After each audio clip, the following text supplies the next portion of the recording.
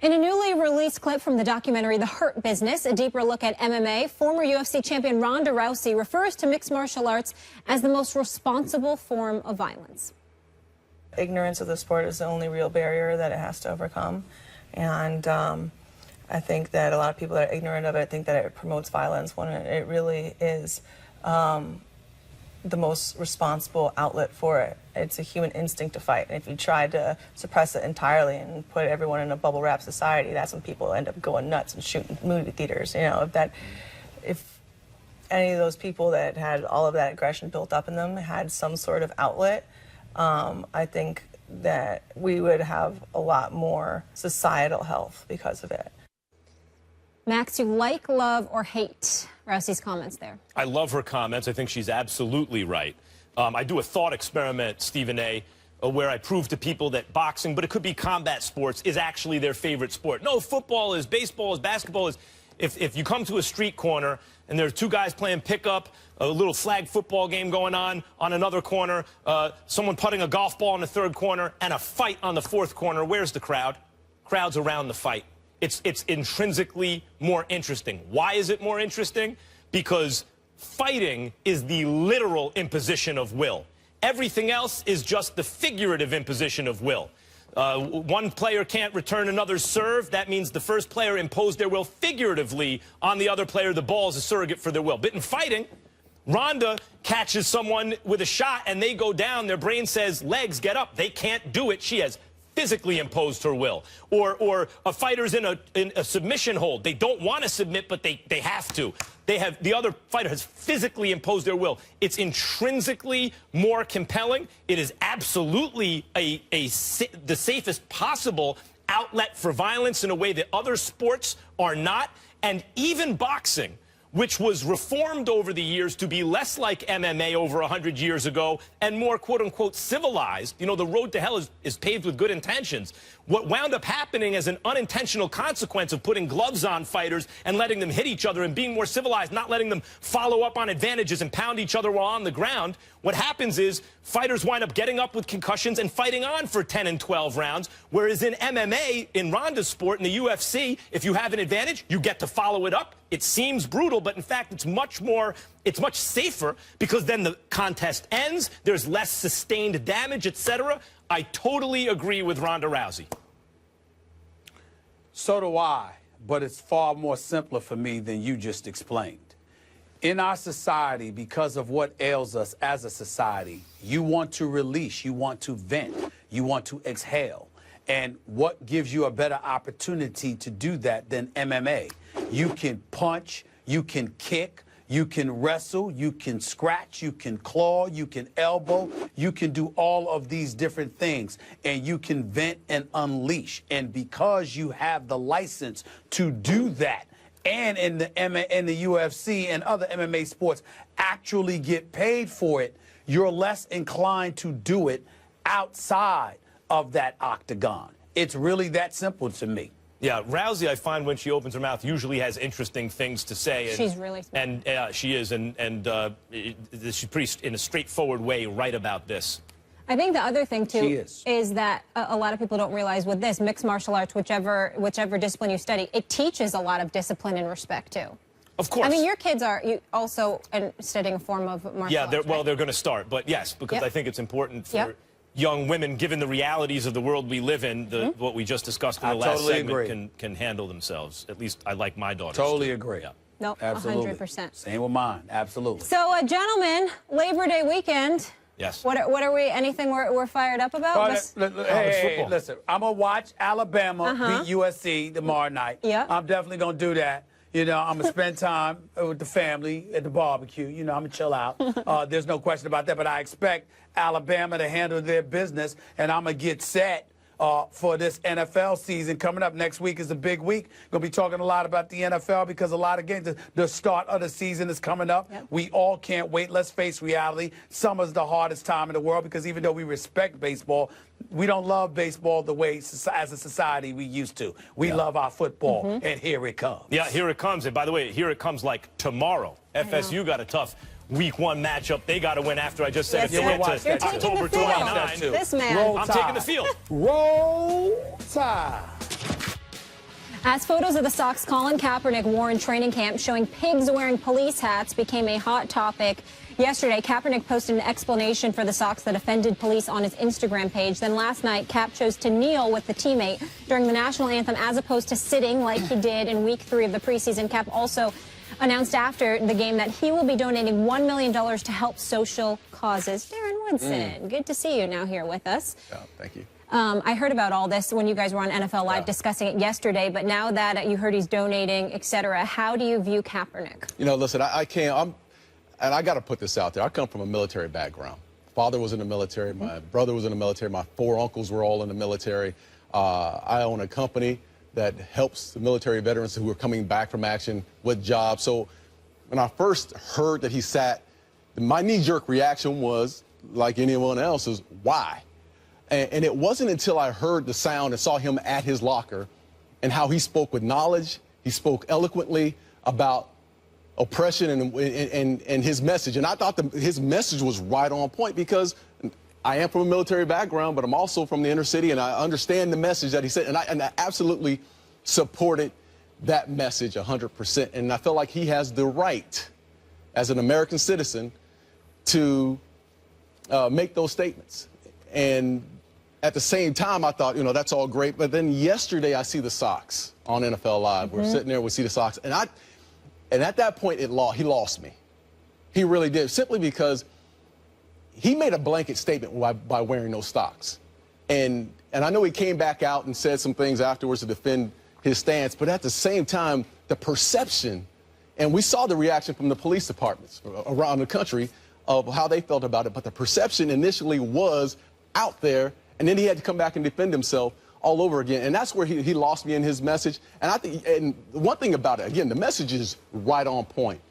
But he can't have all these other distractions that go along with his message because it clouds and muddies the waters right now. And I think that's the shame of all this. I don't think that the socks, now in retrospect that he's explained himself, are indicative of a guy who hates the country that he lives in. However, it could easily be interpreted that way. But I do think that he was very angry at circumstances involving police brutality toward people of color. And he let the anger get the better of him. And the socks were a way of name calling.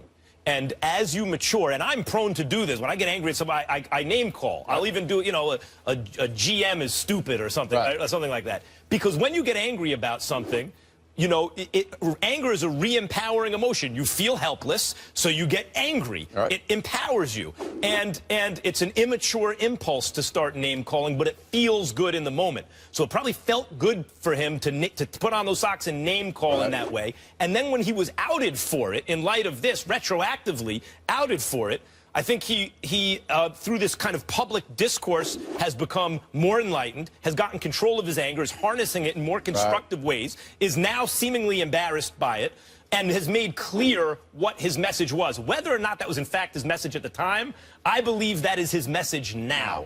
And the fact that, and so as I explained earlier, in a Western liberal democracy, there is such a thing called, and it's important to the health of our republic, is the loyal opposition. So that person loves their country, but so they want to change it. They may not agree with you about how they should change it or in what specific way it should change, but we accept that both sides of an issue have the best intentions at heart. And what Kaepernick has since come out and explicitly stated is, if you don't agree with me, understand, I am the loyal opposition, and that's important for a healthy America. Here's my problem, Max Kellerman, with your position. And it's similar to my problem with Colin Kaepernick's position. You just went and broke down brilliantly and eloquently how things are supposed to look because you highlighted stuff in sequence and you said this is what he meant. And being the intellectual that you are, you explained it. Darren, you'll probably side with me with this. Molly, you might. But here's the deal, Max. Everything you just broke down is not how people break it down most of the time. And that's the problem. And what I'm saying to you is that you're quick to bring up optics, all right? And you're usually right. Because when you bring up optics, that's the issue here. Let's look at this. Colin Kaepernick is wearing these socks. Fellas, he wore the socks before the protest. Yep. But it's become news after the protest. So the media find a way to subliminally manipulate the minds and hearts of millions of Americans out there who would already be against Colin Kaepernick because of his refusal to stand for the national anthem. And this supplements or substantiates their points and couples on top of what people are already ticked off about. So it builds the vitriol against them. As a result, it forces other people who support him in his right to do what he did to dig in even deeper in support of him. And what do you have? A divide, an ocean wide, because of how things are being manipulated. It's that simple. Colin Kaepernick wore the socks days ago, long before the protest. We didn't hear about it then. We've been doing this show every day. I didn't hear about the socks till yesterday.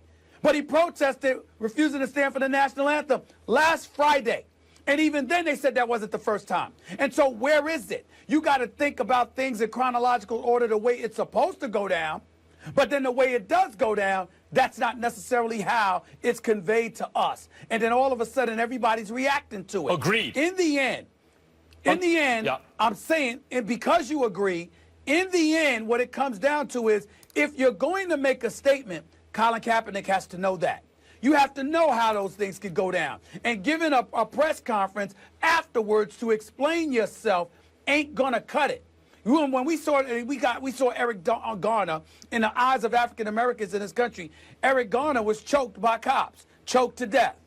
What happened in the aftermath of that?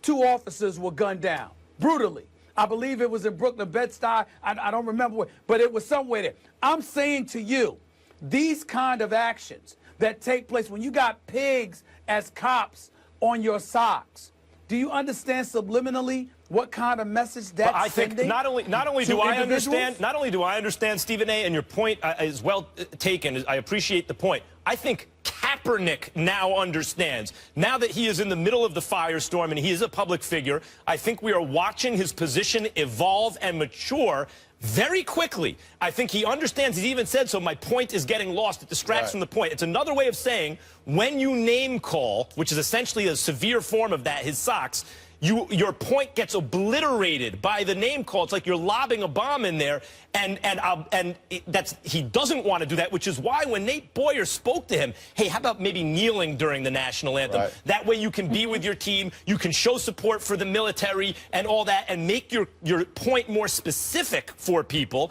and get people back on message. Kaepernick agreed to that, feeling he could live with his conscience and not sell out his ideals, but also show people, okay, maybe my position is evolving, or maybe I didn't articulate it well enough, but let me be more specific about what I stand for. You're right about the optics, Stephen A. I believe he's trying to address that now. Yeah, and I think you're sure, like you said, he's maturing through this process. And also, the donation yesterday spoke volumes. When you hear after the game him wanting to donate, yeah. I mean, we do a lot of talking, but we never see guys actually put their money where their mouth is.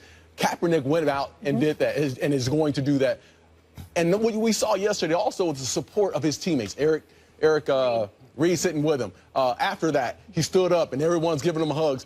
The team was trying to support Colin Kaepernick. And I understand that the ownership and Chip Kelly, they want to keep all this in a box. They're trying to avoid all the distractions. But it's there. It's alive right now. And the message, if he could continue to do it the right way, the message is there, and he can build on this. What Nate Boyer and Colin Kaepernick did yesterday was a beautiful thing. Yeah. If you read the story, how can you not be proud to be American? Of course, you're proud to be, but especially in that moment. Yeah. That doesn't happen in North Korea. That happens in the United States of America, where there's a public discourse. Absolutely. People are angry. There's misunderstanding on both sides. There are statements made out of anger, political statements sometimes. There are hurt feelings. But if Americans of goodwill and good faith actually come together to talk about it, as Nate Boyer, who penned the open letter to Kaepernick, and Kaepernick, who received it and invited him to talk about it, we get progress oftentimes. That's something that doesn't happen all over the world,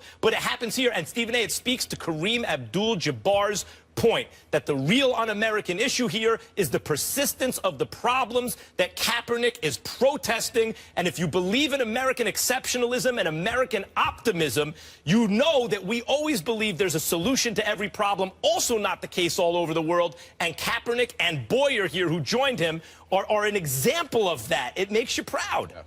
Will you stop? Stop it. The visual.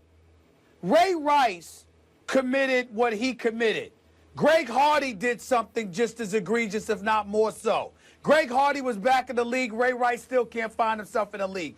Everybody you talk to talks to the visual. Y'all are talking statements. You are talking causes. You are talking intent.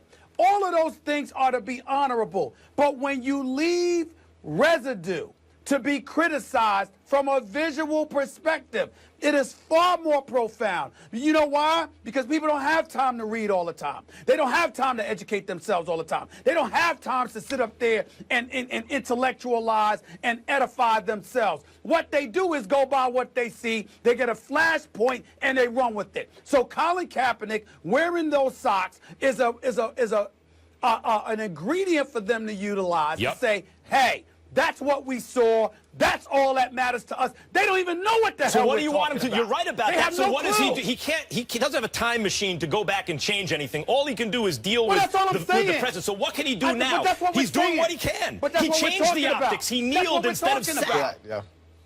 But that's what we're talking about. We're talking about what he did. We're talking about the impact of what he did and what kind of residue it's going to leave for that. You talking about what should happen. No, I'm talking about what happened yesterday. We all know that. The socks and even the T-shirt with Castro and Malcolm X. But, you know, I checked especially the Castro's depiction there. That was in the more distant past. The most recent past was yesterday, where he played very well, by the way, where his teammates seemed to rally around him. His offensive line played for him, the whole thing. And where the optics were, to address your point, Stephen A., that he talked to a former Green Beret and decided to take a knee during the national anthem and salute our troops. He is trying to change the optics, in his words, to get people back on message. I don't know what else he can do. There's nothing else he can do. Just continue to march forward, doing what he's been doing, highlighting his intent. But as we were discussing when Darren Woodson sat up there and said, he lost me with the socks. Well, how many people are going to go and continue to delve into the story the way Darren Woodson did? Yeah, They're not going to do it. They're not, and that's the problem. That's the shame in all this. Is that that's no the one's problem. going. Yeah, that is a problem. But I agree with what Max is saying. He's growing in this process. I mean, this is a process that he has to go. And what you said, right? You're right. You're going back on this. This happened. The socks happened weeks ago, and now we're bringing it back up. Now the media spin is that we're bringing it back up. But all we can do is see what he's doing and the progress that he's trying to personally make on his own, whether it be growing through this, donating his time and his resources, giving back to the community. That's all we can do. Right now, the message has to start basically all over again for Colin Kaepernick. Yeah, I don't know what to add over that. I find this a very There's interesting nothing else to time. add. I find it a There's very nothing else to interesting add. time to be alive and watching this stuff take place. I think the end point is unpredictable. The ramifications on the league. What happens? Do more players take a knee? You know, where do we go from here? This is all interesting. It's not predictable, and it's an interesting time as a sports fan to be watching. donating his money. Interesting. And you find it interesting. I'm a black man. I'm exhausted. Yeah. Because it gets tiring, Max. Yeah, I hear you, can't but tell you. don't get tired Darren, now am and I make the lying? progress. Yeah, I mean, you're right. damn, So right. ain't you tired? Yeah, I'm tired, man. It's You're tiring. right. Yes. I'm Absolutely. tired. I'm tired. Absolutely. And I'm on the show. I'm damn tired. Okay.